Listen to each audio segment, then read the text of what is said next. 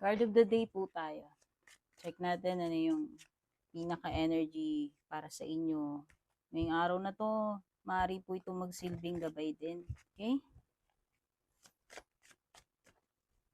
Kung dumaan sa iyo to, baka para sa iyo yung message na ito. Timeless reading po ito. Kahit gaano pa po katagal ko itong ipinost, kung nakarating po sa inyo, baka para sa inyo talaga yung mensahe.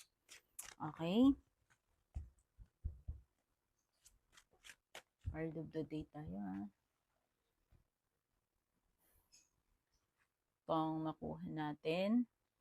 Wow, Page of Wands. My love, pwedeng ito na yung hinihintay mong message. Galing sa person mo or kung kanino man. Maaring ito na yung hinihintay mong email sa ina-applyan mo. Maaring ito na yung hinihintay mong confirmation pagdating doon sa loan. It could be any form ng mensahe. Pwedeng hinihintay mo, pwedeng anticipated, pero pwede ring unexpected. Basta, there is, I think this is good news or exciting news for you. Sabi ko nga, ito na yung hinihintay mong sagot, confirmation. Someone might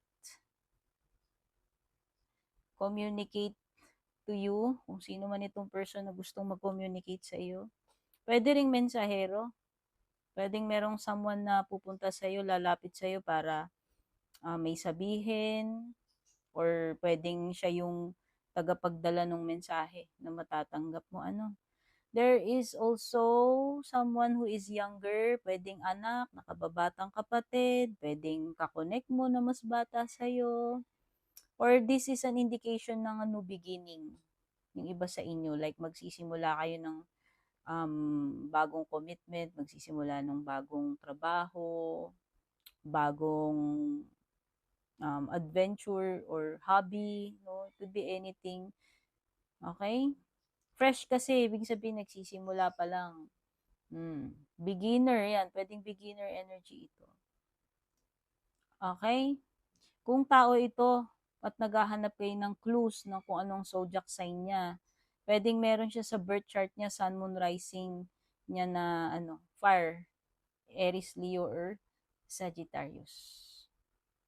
Kung ako tatanungin, this is a yes card. Kung meron man kayong specific na question sa isip nyo. Okay, that's all. I love you guys. Take care. God bless. Kita-kits sa next reading. Babush.